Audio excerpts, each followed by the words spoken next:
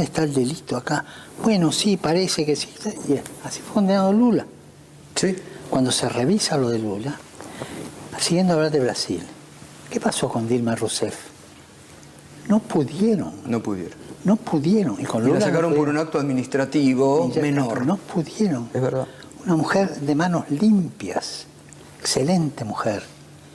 No pudieron. Y con Lula lo metieron en cana, entonces, y no pudieron.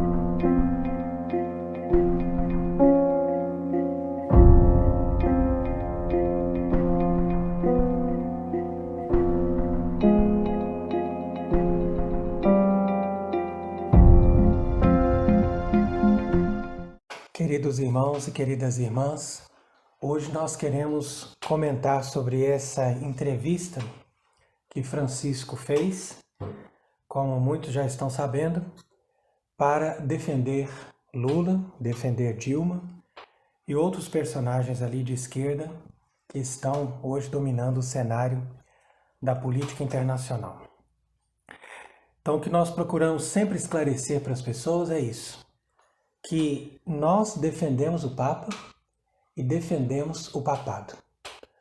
Por que nós somos contra Francisco?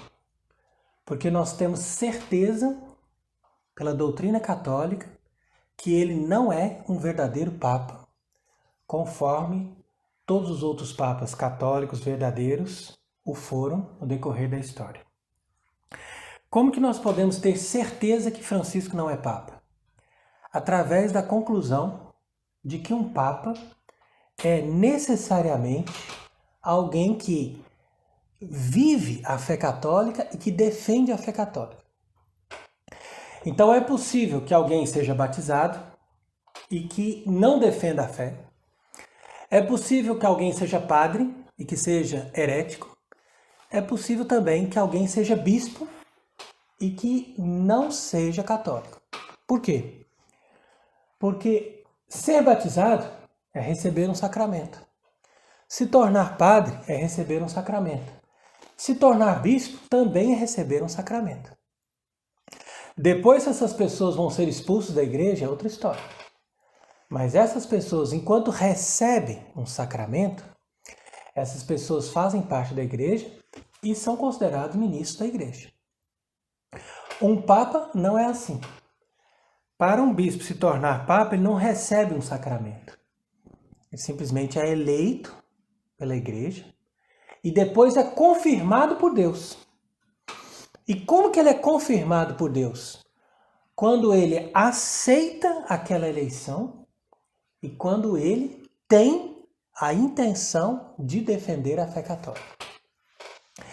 Então é por isso que nós partimos da nossa defesa do Papa, partindo da conclusão que Francisco não pode ser um Papa verdadeiro. E, portanto, por que Francisco defende Lula e por que Francisco defende esses personagens? Porque Francisco faz parte de toda uma engrenagem. Então, todo esse conjunto, toda essa engrenagem foi, hoje em dia, organizada no mundo inteiro para destruir a civilização cristã. E é claro que para você destruir o cristianismo e destruir a igreja, você não pode trabalhar com pessoas que sejam legítimas, ou seja, que tenham a graça de Deus, que tenham o auxílio do Espírito Santo. Porque o auxílio do Espírito Santo vai defender os valores da fé, vai defender os valores da moral, vai defender a doutrina de sempre. E quando nós temos personagens que são impostores, ou seja, que são colocados ali por dinheiro e por interesses políticos, essas pessoas trabalham para os seus chefes. Então, quem é o chefe de Francisco? Quem é o chefe de Lula? Quem é o chefe desses grandes líderes políticos que estão dominando o cenário hoje em dia? São essas pessoas da elite mundial, que fazem parte de um grupo de pessoas escondidas, que vivem num ambiente completamente preservado de todas essas perturbações que acontecem na vida normal. E essas pessoas que fazem parte dessa elite controlam todo o cenário mundial, tanto do ponto de vista político, como também do ponto de vista social, econômico e também religioso. É isso que é importante a gente perceber. Essas pessoas têm interesses não somente políticos e econômicos, mas também religiosos. Então, quando você vê a pirâmide, que eles mesmos divulgam, você veja que no topo dessa pirâmide você tem ali uma pequena pirâmide separada do resto. Por que ela é separada? Porque aquilo ali ninguém toca. A gente nem conhece essa elite. A gente conhece os líderes, os governantes, mas não são eles que são ali as pessoas que vão ditar as regras do jogo. Quem controla todo o dinheiro e quem controla toda essa situação são esses que estão separados da pirâmide normal. E eles ficam numa posição privilegiada, oculta, mandando e organizando as coisas segundo os interesses deles. Então, nós temos que entender isso para nós entendermos por que a Igreja Católica foi colocada por Deus para ser o sal da terra e a luz do mundo. Ou seja, para ser um instrumento de santificação e de transformação de todas as realidades da terra, para que as coisas se conformem à vontade de Deus e que o mundo passe de uma cidade terrena para uma cidade de Deus. Então é assim que a Igreja Católica se manifesta como esse fermento, como Jesus fala mesmo no Evangelho, quando ele diz assim, que o reino de Deus é como uma mulher que colocou ali o fermento na massa. Então esse fermento de transformação que existe na massa é a Igreja Católica. E onde está a Igreja Católica? Onde está a verdadeira fé? Porque se você não tem a verdadeira fé, o fermento não tem ação nenhuma. Se você não tem a verdadeira fé, o sal não pode salgar. Então é como Jesus disse no Evangelho. Para que serve o sal insosso? A não ser para ser jogado fora e ser pisado pelos homens. Então é assim que nós vemos hoje a igreja, como estrutura, se apresentando ali como um sal insosso, quer dizer que não tem gosto, não é capaz de salgar. E quando você não é capaz de salgar, você é simplesmente pisado pelos homens. E é isso que acontece hoje com a estrutura da Igreja Católica, porque as pessoas estão desprezando o catolicismo, estão falando mal de Francisco, como quem fala mal de um papa, e estão dizendo, olha, a Igreja Católica acabou. Mas não é a Igreja que acabou. O que acabou foi a capacidade da verdadeira Igreja Católica de usar dessas estruturas no mundo inteiro, dessas paróquias, dessas dioceses, de tudo aquilo que a Igreja construiu, para transformar o mundo. E hoje, ao invés de transformar o mundo, a estrutura da igreja vai na mesma corrente do mundo. E com isso, ao invés de santificar todas as coisas, a estrutura da igreja faz com que todas as coisas caminhem de uma forma mais acelerada para a revolta contra Deus e para enganar as pessoas de bem, a fim de transformar essas realidades que foram santificadas um dia pela Igreja Católica numa verdadeira Babilônia. Então é por isso que nós explicamos essas coisas, para esclarecer, porque as pessoas que têm boa vontade, elas vão entendendo as coisas e vão agindo segundo aquilo que é necessário. Ora, há muitas pessoas que nos perguntam, se tal é a situação, e se nós estamos numa situação tão difícil, tão pejorativa e com as coisas acontecendo cada vez numa velocidade mais acelerada para o mal, então o que nós podemos fazer? E vem essa pergunta que as pessoas colocam para nós. Então nós respondemos, o que nós devemos fazer é defender o catolicismo, defender a doutrina verdadeira e defender o Papa. Isso é importantíssimo. Defender o Papa, claro que não significa defender Francisco, como nós já explicamos, é um impostor. Mas defender o Papa é defender o papado, ou seja, a estrutura que a igreja tem, espiritual, para nos dar um Papa. E na medida em que nós tivermos condição, nós vamos defender aquele Papa que a igreja vai eleger. Então, eu cito aqui o texto de Monsenhor Gomes, que é realmente um texto belíssimo que fala sobre a importância do Papa. Então esse texto foi escrito no século XIX e aqui Monsenhor Gomes faz a defesa do Papa Pio IX, na época, que era atacado pelos sistemas revolucionários. Esses mesmos sistemas que hoje apoiam Lula, que apoiam a esquerda, que apoiam o liberalismo, que apoiam o comunismo, que apoiam o Francisco, esses mesmos sempre atacaram o Papa. Então aqui você percebe que eles não poderiam ser a favor de Francisco e ao mesmo tempo atacar Pio IX. Porque a igreja só tem uma direção. Não importa qual seja o Papa. O Papa vai ser sempre odiado por aqueles que odeiam o papado. Mas por que esses últimos, que foram os impostores depois de João 23, são sempre aplaudidos por esse sistema? Porque exatamente esse sistema vai de encontro àquilo que a Revolução implantou desde o século XVIII, ou seja, a revolta contra o cristianismo. Então, para defender o Papa, Monsenhor Gomes diz: o Papa é a pessoa mais venerável e mais sagrada que há no mundo. Ele é também o mais necessário e eu diria que é o único necessário. Pois com o Papa você tem a Igreja e com a Igreja você tem o cristianismo. Com o cristianismo você tem a verdade, cuja luz certíssima conduz o homem ao verdadeiro objetivo da vida. Está vendo como é que é importante isso? Quer dizer que a Igreja nos dá o cristianismo e o cristianismo verdadeiro nos dá a verdade, cuja luz certíssima conduz o homem ao verdadeiro objetivo da vida. Coisa que as pessoas já não conhecem mais hoje em dia. Eles não sabem mais qual que é o objetivo da vida que eles têm que levar.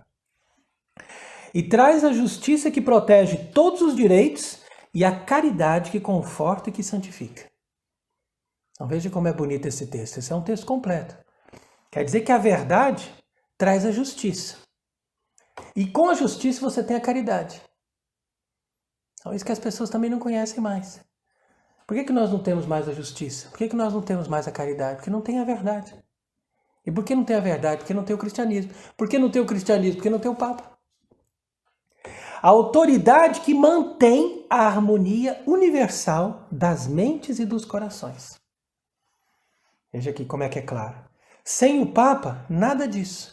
Nem a Igreja, nem o cristianismo, nem as verdadeiras luzes, nem as santas virtudes. Sob o prisma religioso, o mundo cai no mesmo abismo de abjeções e males de onde for arrancado pelo cristianismo, cuja elevação somente a mão do Papa poderia sustentar. Então o que acontece hoje em dia? Como nós não temos um Papa, o mundo caiu nas mesmas abjeções que tinha antes no paganismo. Então tudo hoje em dia é marcado pela falta de caráter, pela falta de honestidade, pela falta de agradecimento, pela falta de bondade, pela falta de virtude. Tudo isso é o quadro de hoje em dia. Nós não conhecemos mais esse mundo honesto, esse mundo sincero, esse mundo de respeito, esse mundo de agradecimento, esse mundo de bondade, esse mundo de consideração que as pessoas tinham umas com as outras. Isso não existe mais, porque não tem mais essa orientação, essa referência do cristianismo. Sem o Papa, nós temos o mundo que existia antes do Papa. Qual é o mundo? A força no lugar do direito. Olha aí, olha o retrato do mundo de hoje. A escravidão como base, Nero por governante. Quer dizer, todos esses governantes, Lula e companhia, são uma figura de Nero, ou seja, daquele tirano, e Satanás por Deus. Sem o Papa, temos o mundo como em lugares que ainda não receberam a fé. Degradação moral, ignorância, antropofagia, superstições. Sem o Papa, temos a França no tempo da Revolução, do terror e da morte. A razão é que todo ser humano nasce sobre a terra para adorar. E qualquer um que não adore o Deus verdadeiro, adora um Deus falso. Então aqui Monsenhor Gomes explica tudo de uma forma muito perfeita. Não basta nós termos uma fachada de cristianismo, como acontece no protestantismo, ou como acontece na igreja moderna. Nós precisamos ter a orientação da verdadeira igreja. E é preciso também ter um verdadeiro papa. É por isso que muitas pessoas que conhecem a verdade sobre o papado e que se declaram sede vacantícia e tudo, essas pessoas não conseguem ser verdadeiros católicos. E às vezes se tornam piores do que os protestantes ou que dos modernistas católicos. Por quê? Porque essas pessoas não têm quem os governa. Eles não têm um pastor. Eles não têm a mão de um verdadeiro papa para lhes refrear quando eles exageram ou para lhes ajudar quando eles não têm a luz do entendimento necessário para alcançar aquilo que eles precisam. Então, nós precisamos de um papa. Essa é a lógica do mundo de hoje. E nós precisamos de um papa assim como nós precisamos de Cristo. Porque o papa é vigário de Cristo. E Cristo, ele mesmo quis deixar o pontífice na terra para fazer a ponte entre a terra e o céu. Então, quem não adora o Deus espiritual vai adorar um Deus material. O Deus metal, ou o Deus da carne, Deus do ventre, como diz São Paulo. Então as pessoas hoje em dia estão exatamente nessa lógica. Ou eles vão pelo dinheiro, ou eles vão pelo prazer. Entre essas duas adorações, há somente uma barreira divisória. O cristianismo. Então só o cristianismo pode nos guardar na adoração do verdadeiro Deus e nos preservar da adoração desses deuses falsos. É por isso que a nossa ordem do Monte Carmelo, especialmente nesses últimos tempos, uma vez que nós estamos preservados da apostasia geral, nós temos um só objetivo: continuar o trabalho de nosso pai Santo Elias, lutando contra a idolatria. Qual é a idolatria moderna? A idolatria dos falsos deuses, das falsas religiões e dessa manifestação desse amor exagerado pelo mundo, ou seja, pelo dinheiro, pelo prazer, que leva as pessoas a se afastarem da verdade e a se afastarem da verdadeira religião. Então, nós que somos carmelitas, nós não temos outra intenção senão preparar o caminho para que Deus possa novamente instalar na terra um verdadeiro papa. E isso significa a missão de Elias, que é reconciliar o coração dos pais aos filhos. Por quê? Porque todo o espírito do mundo moderno é um espírito de revolta.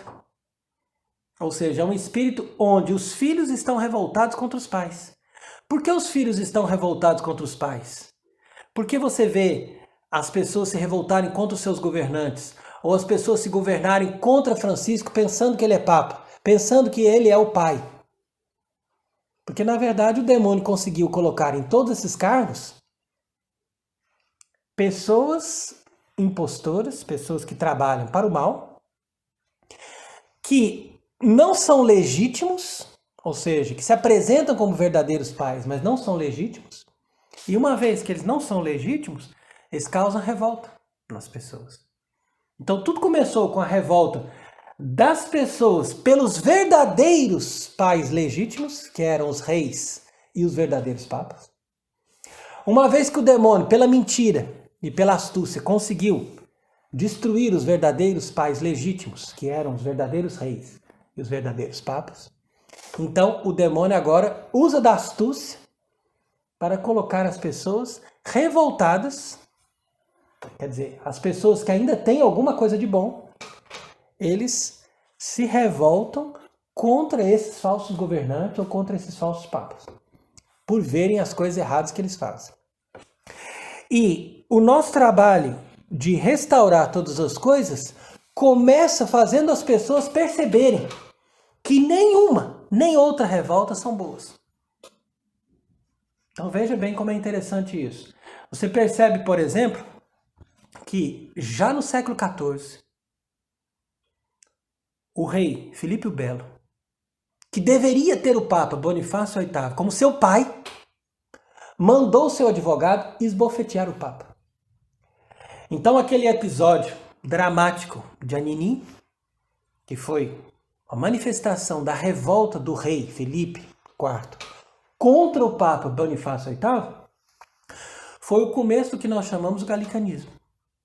Então, o galicanismo acabou sendo uma expressão, um sentimento muito comum na França de estar contra o Papa. Então, esse sentimento se alastrou e foi muito bem utilizado pelo diabo para provocar todas essas outras heresias e esses movimentos de cisma que deram origem à Revolução Francesa. Então, a base da Revolução Francesa foi o protestantismo, o galicanismo e o jansenismo. Nessa mesma ordem. E tudo isso começa já lá no século XIV pela revolta de um rei contra seu pai. Então você veja como é importante nós nos reconciliarmos com os nossos verdadeiros pais. Para nós identificarmos os falsos pais e rejeitarmos esses falsos pais. Porque não é uma questão de revolta contra um pai ou revolta contra um papa. Agora o que nós temos que fazer é simplesmente identificar a impostura dele.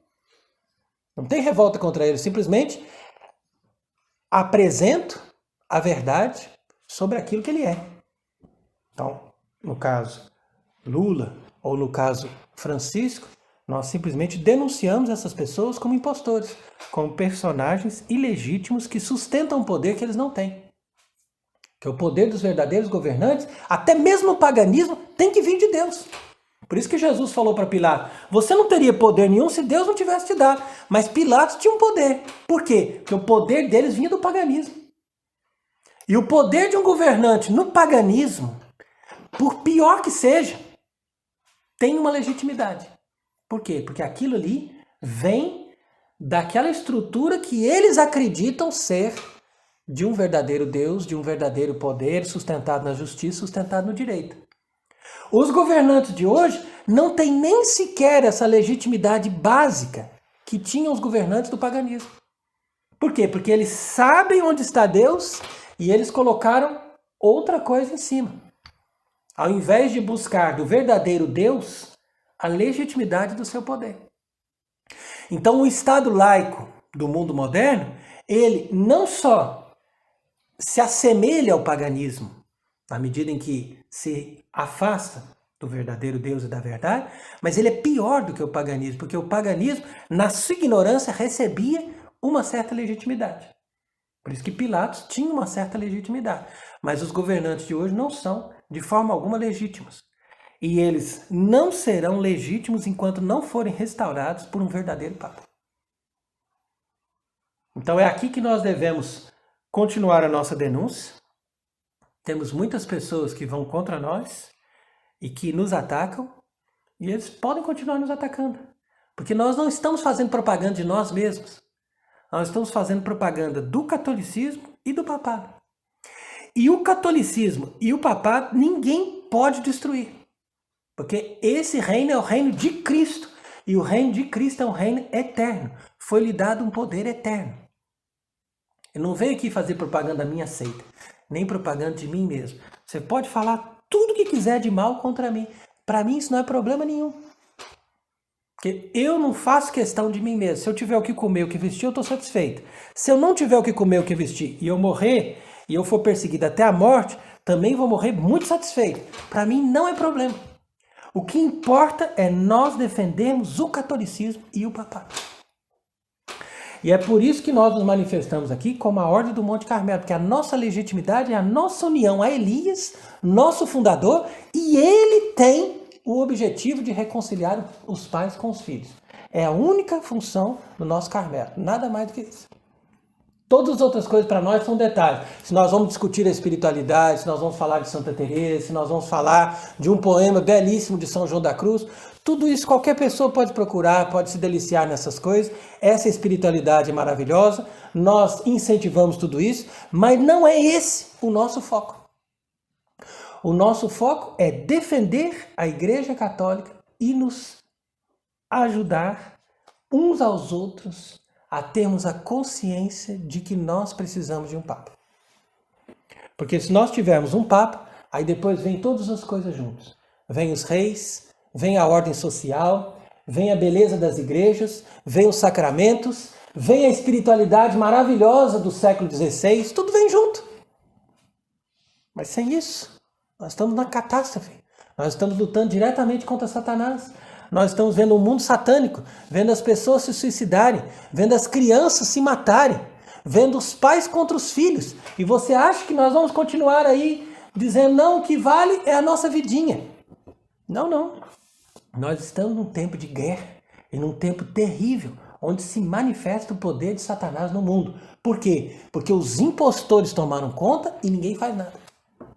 E quando nós falamos de eleger um papa, as pessoas vão contra. Por quê? Porque eles não querem a Igreja Católica. Eles querem as suas próprias seitas. Cada um faz a sua seita. Agora, veja como é bonita essa passagem do Evangelho. João, capítulo 21. Esse é o Evangelho do dia. Depois disso, Jesus manifestou-se outra vez aos discípulos junto do mar de Tiberíades. E manifestou-se deste modo.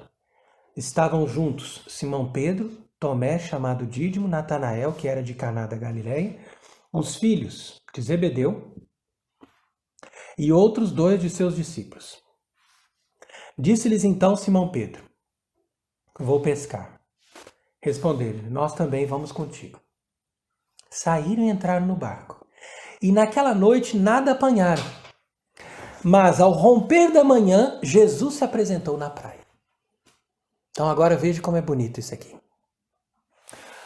Em São João, capítulo 20, nós lemos sobre a ressurreição de Jesus.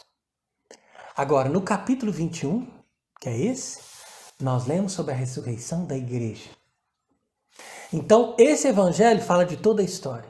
Fala da igreja. Fala daquilo que aconteceu em todos os tempos e especialmente acontece hoje. Porque Jesus se manifesta como ressuscitado. Ele já venceu. Ele já está na praia. Ele já está em segurança. E nós ainda estamos no mar.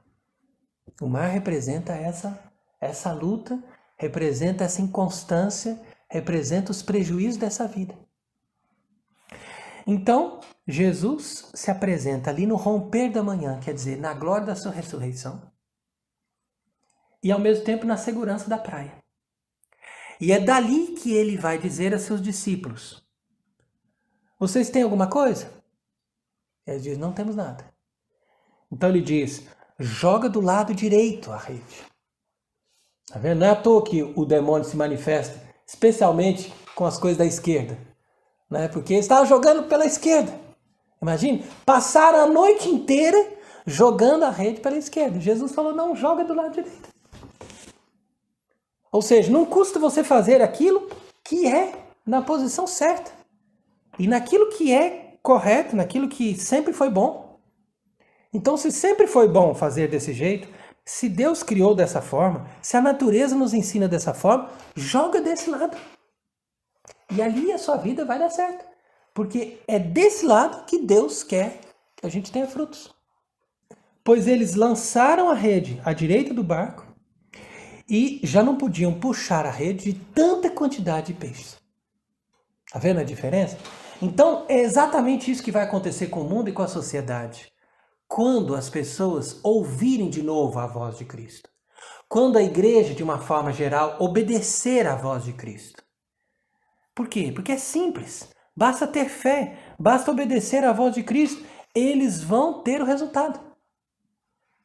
Agora veja que aquele discípulo a quem Jesus amava, disse a Pedro, é o Senhor. Então, veja que São João está ali na barca, representando aquilo que nós chamamos do poder sapiencial. Como nós já explicamos outras vezes, o poder sapiencial que se manifesta nos monges, que se manifesta nas pessoas que estudam, que procuram viver uma espiritualidade profunda, de união com Deus, essas pessoas são capazes de reconhecer a voz de Deus e dizer, é o Senhor que está ali.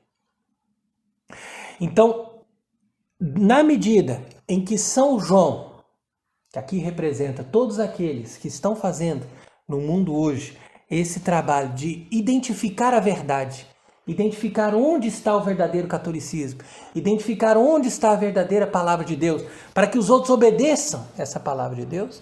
Então ele vai lá e mostra, é o Senhor que está ali. E quando Simão Pedro ouviu que era o Senhor, ele se cingiu com a túnica, porque estava nu, e se lançou ao mar, para vir ao encontro de Cristo.